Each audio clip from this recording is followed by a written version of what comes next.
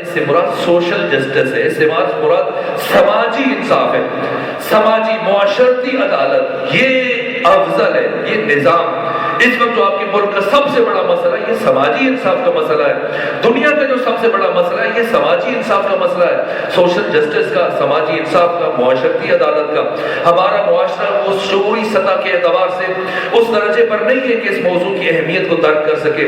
آپ دنیا میں چلے جائیے، ابھی فلسطین کا جب معرکہ ہوا، جب مسئلہ شروع ہوا، آپ دیکھ لیجیے پاکستان میں اہل تسنن ہے، اہل تشیع ہے، سب نے مل کر کوئی ایسا واضح احتجاج نہیں کیا جس طرح سے یورپ میں، امریکہ میں، فرانس میں، دوسرے غیر مسلم ممالک میں فلسطین کے حق میں لاکھوں لوگ روڈوں پہ آئے۔ اب برابر ابھی تک صدائے احتجاج بلند ہے، کیوں؟ اس لیے کہ شعوری سطح آپ دیکھ لیجیے، میں نے اپنی روایات میں جو دیکھا ہے، امام زمانہ کے ناصرین میں سب سے زیادہ جو بڑی تعداد ہے اہل یورپ کی ہے، اس لیے کیونکہ شعوری سطح اس درجے پر ہے اور ذہنی اعتبار سے خود اس مسئلے کی اہمیت کو سمجھا جا سکتا ہے۔ بشر جیسے جیسے ارتقائی مراحل طے کر رہے ہیں سمجھ سکتا ہے، سمجھنا ہے۔ عدل سے مراد علی ابن ابی طالب ہے۔ یہ ساری تمہید، بہت ساری جزیات ہیں، سب کو میں چھوڑ رہا ہوں، بس پھر کبھی اگر موقع ملا تو عرض کروں گا۔ اب سمجھنا ہے، غدیر کی تاکید کا راز سمجھ میں آ جائے گا۔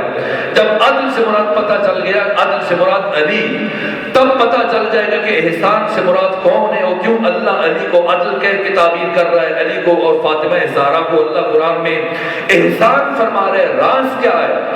اس لیے کہ اللہ نے انبیاء اور رسول کو بھیجا ہے نظام عدل کے لیے۔ یہ نظام عدل میں نے ابھی اشارتاً عرض کیا، یہ سماجی انصاف ہے، یہ معاشرتی عدالت ہے، یہ سوشل جسٹس ہے۔ اور اب سمجھیں یہ غدیر کیا ہے؟ غدیر 1,24,000 نبیوں کی اسی میراث کے تحفظ کا انتظام تھا۔ ورنہ علی ابن ابی طالب کی نگاہ میں اس حکومت کی کیا حیثیت ہے، اس خلافت کی کیا حیثیت ہے؟ جو علی فرماتے ہیں کہ میرے نزدیک یہ حکومت بکری کی چھینک سے بھی کم تر ہے، یا میرے نزدیک پھٹی ہوئی جوتی سے بھی کم تر ہے۔ وہ علی جو خدا بننے سے انکار کر دے، وہ اس حکومت کو لے کر کیا خوش ہوگا؟ علی ابن ابی طالب کو حکومت کو ضرورت ہے، علی کو حکومت کی کوئی ضرورت نہیں ہے۔ پھر کیوں غدیر کے لیے جو اہتمام ہے، کیوں خدا اتنا تاکید، اتنا زور کہ اللہ ختمی مرتبت کی ساری محنتوں کو اس ایک اعلان کے ساتھ مشروط قرار دے رہا ہے اور فرما رہا ہے کہ یا ایھا الرسول بلغ ما انزل الیک من ربک، جو نازل کیا گیا یہ پہنچائیے، وَإِن لَّمْ تَفْعَلْ، اگر یہ ایک کام نہ کیا، فَمَا بَلَّغْتَ رِسَالَتَ، آپ نے اپنی رسالت کا کوئی بھی کام انجام نہ دیا، یعنی آپ کا نبی بن کر آنا نہ آنے کے برابر ہو جائے گا۔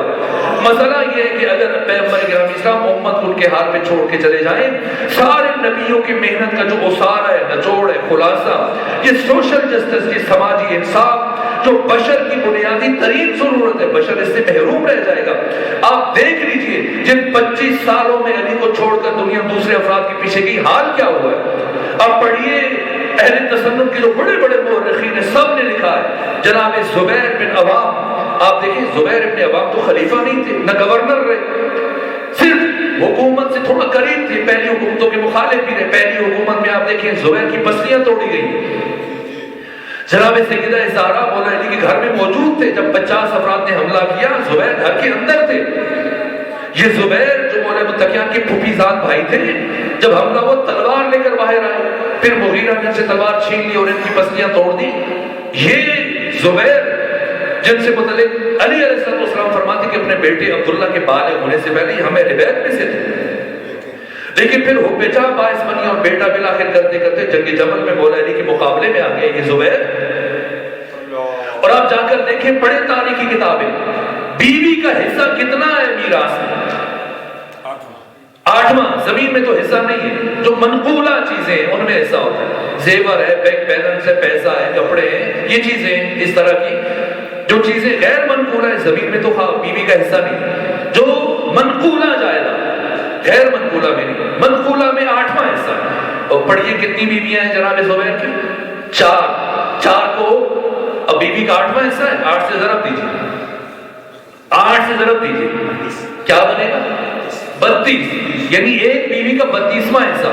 اب پڑھیے زبیر کی موت کے موقع پر سونا کلہاڑوں سے توڑ توڑ کے الگ کیا گیا اور ایک ایک بیوی کے حصے میں کئی من سونا آیا۔ یہ سماجی انصاف اس طرح سے پائمال ہوا پچھلے 25 سالوں میں.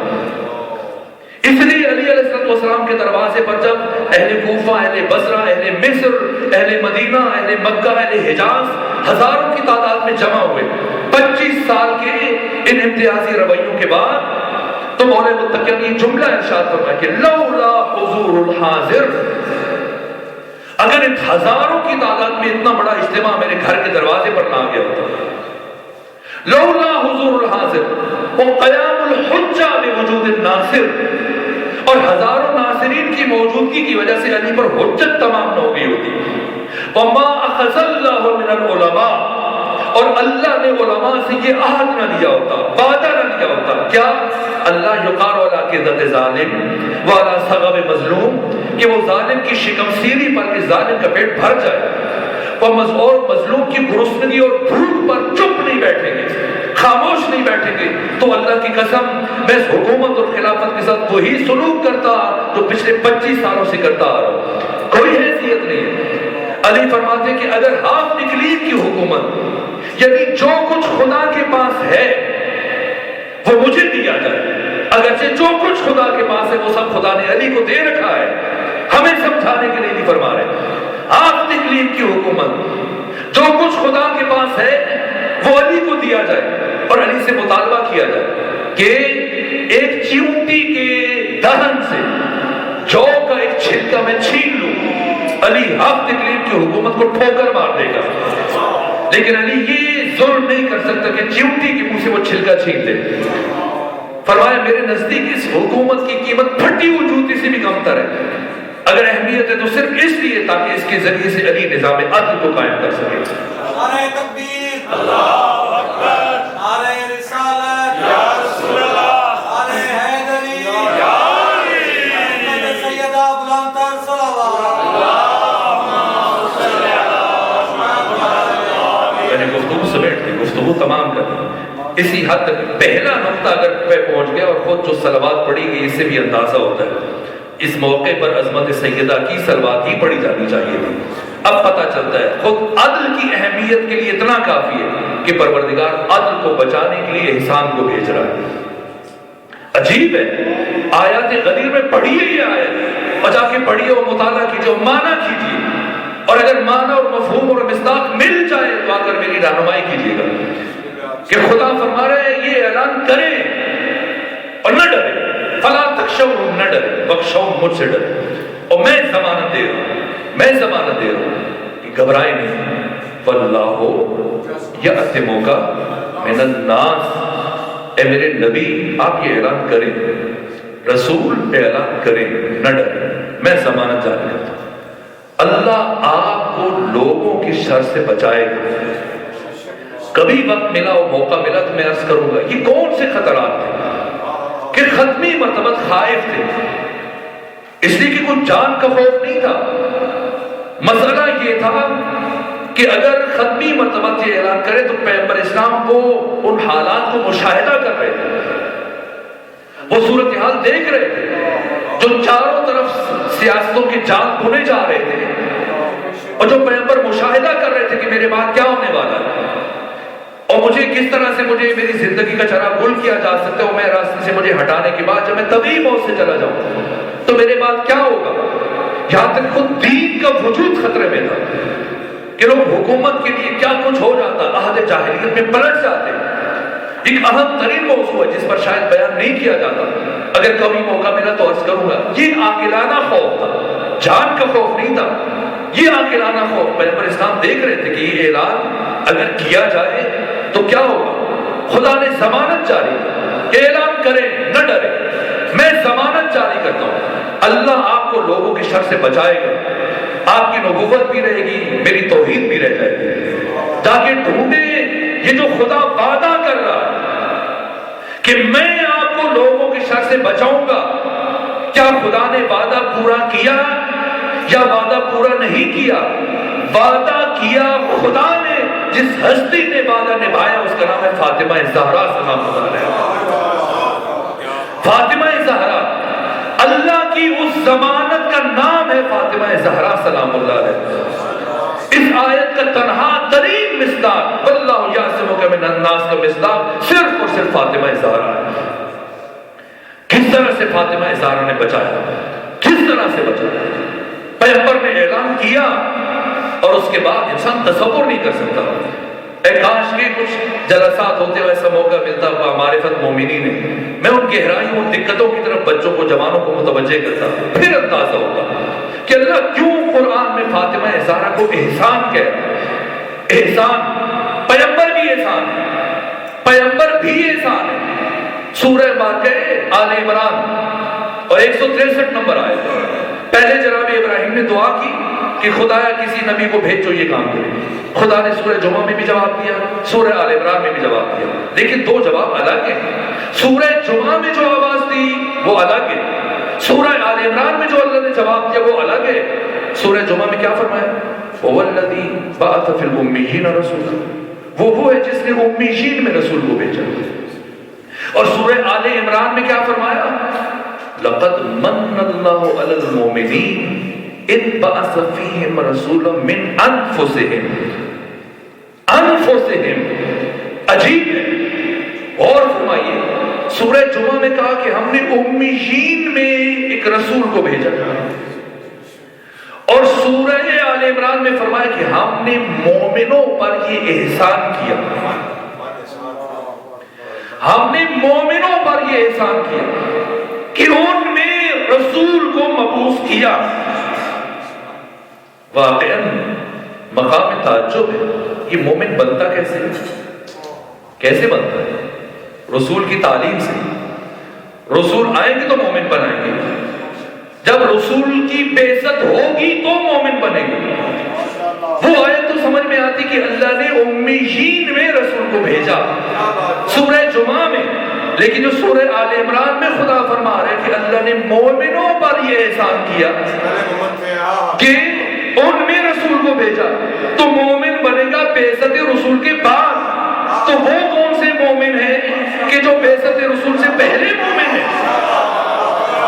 اور مومنین کا صیغہ ہے، کم سے کم مومن کا عدد 3 پر اطلاق کرتا ہے، تو پھر مسلمان مفسرین ڈھونڈے اور تلاش کریں وہ کون سے مومن ہیں جن سے متعلق خدا فرما رہا ہے لقد من اللہ علی المؤمنین۔ اور اگر تمہیں نہ ملے تو ہم بتاتے ہیں، پہلے مومن کا نام ہے علی ابن ابی طالب، دوسرے مومن کا نام ہے ابو طالب عمران، اور تیسری مومنہ کا نام ہے خدیجہ بنت خویلد سلام اللہ علیہ۔ ان پر ختمی مرتبہ احسان خدا ہے، لقد من اللہ علی المؤمنین، ان پر اللہ نے احسان کیا۔ کس پر؟ ابو طالب پر۔ ابو طالب پر احسان کیا، کون ہے؟ ذات مصطفیٰ، احسان خدا، ذات ختمی مرتبہ احسان خدا۔ کس پر یہ احسان کیا؟ ابو طالب پر، علی پر، جناب خدیجہ پر، یہ پہلے مومن ہیں۔ یہاں تک کہ ابن حشام نے بھی لکھا، ابن اسحاق نے بھی لکھا، ابھی جملہ ضمناً عرض کر دوں چونکہ جماعت الثانی کے ایام ہے اور آخری ایام ہے، تو یہ جملہ عرض کر دوں۔ تمام محدثین نے لکھا، تمام مورخین نے، سیرت نگاروں نے، کہ بعثت رسول کے بعد کچھ وقت گزرنے کے بعد ختمی مرتبہ 40 دن مسلسل مسجد الحرام میں خانہ کعبہ کے پاس نماز پڑھتے رہے۔ 40 دن، دوسرے یا تیسرے سال میں 40 دن مسلسل نماز پڑھتے رہے، اور پیغمبر کے پیچھے ایک نوجوان اور ایک خاتون، یہ دو بھی 40 دن پیغمبر کی ابتدا میں نماز پڑھتے تھے، اور ایک بوڑھا مجاہد ان تینوں کی حفاظت کے لیے ان کے لیے طواف کرتا رہتا تھا۔ اس بوڑھے مجاہد کا نام تھا ابو طالب عمران، اور اس نوجوان کا نام تھا علی ابن ابی طالب، اور اس خاتون کا نام تھا جناب خدیجہ۔ یہ روایت مورخ نے لکھی، اگر متوجہ ہوتا تو شاید کبھی نہ لکھتا، اس لیے کہ پیغمبر 40 دن نماز پڑھے کوئی تعجب نہیں ہوتا، علی مسلسل 40 دن نماز پڑھے کوئی جائے تعجب نہیں ہے، لیکن جو لکھا کہ جناب خدیجہ بھی 40 دن نماز پڑھتی رہی، تو ایک خاتون مسلسل کیسے 40 دن نماز پڑھ سکتی ہے؟ تو اب پتا چلا کہ اللہ نے فاطمہ زہرا کی ماں کو بھی بطول بنا کر بھیجا۔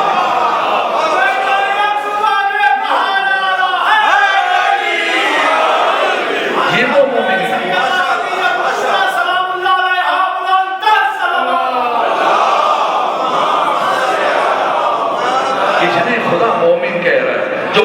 40 روز ختمی مرتبت کے پیچھے مسجد الحرام میں دشمنوں کے بیچ میں نماز پڑھتے رہے.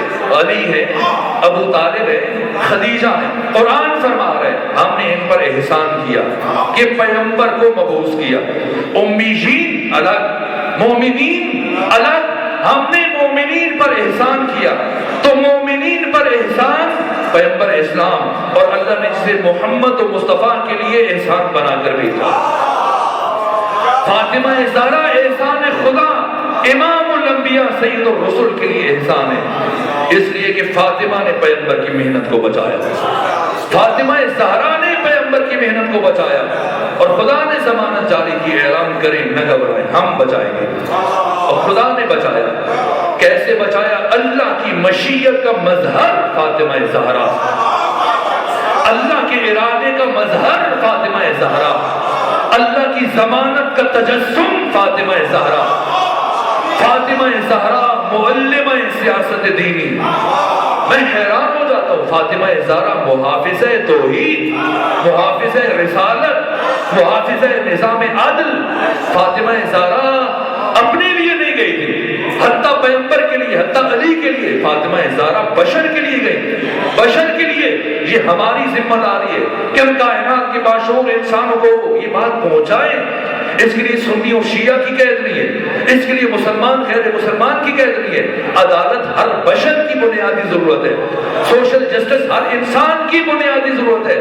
ہمارے لیے، ہمارے حق کے دفاع کے لیے ہماری وکیل بن کر سیدہ زہرا گئی ہیں. فاطمہ زہرا موصلہ بشریت ہے. فاطمہ زہرا 1,24,000 نبیوں کی محنتوں کی اور ان کی تعلیمات کے اسارہ کی بقا کے لیے گئی. کیا انداز اختیار کیا حزب حاکم نے، حزب حاکم نے ہر ممکنہ خطرے سے نمٹنے کے لیے تدارک کا انتظام کر رکھا تھا. کیا کیا؟ بڑی بڑی شخصیتیں، بڑی بڑی شخصیتیں. سعد بن عبادہ، انصار میں سب سے قوی ترین آواز، سب سے رئیس ترین شخصیت حضرت سعد بن عبادہ رضی اللہ تعالیٰ عنہ. اپنے قبیلے کے سردار، خزرج کے سردار سعد بن عبادہ. بیعت نہیں کی، کیا ہو؟ مروا دیا، مروا دیا گیا. مالک بن نویرہ اپنے قبیلے کے سردار، بیعت نہیں کی، زکوٰۃ دینے سے انکار کیا. کہا کہ میں اس کو مشروع حکومت نہیں سمجھتا، یہ پیغمبر کی وصیت کے مطابق عمل نہیں ہوا، اس لیے میں ان کو زکوٰۃ نہیں دوں گا. کیا ہو؟ نہ صرف یہ کہ انہیں قتل کیا، اسی رات ان کی زوجہ کے ساتھ کیا کیا؟ کیا ہوا؟ خالد بن ولید نے کیا کیا؟ اور حد تک جاری نہیں کی گئی. اسی رات نکاح کر لیا گیا اور کہا گیا کہ یہ. اور جب کسی نے احتجاج کیا، خلیفہ سے کہا کہ دیکھیں اس نے کیا کیا؟ کہا سے خطا اجتہادی سرزد ہو گئی. یہ پہلی مرتبہ خطا اجتہادی کا لفظ یہاں استعمال. مالک بن نویرہ غیر معمولی شخصیت ہے، حافظ قرآن تھے، 2.5 روپے کے نام پر ان کو قتل کر دیا گیا.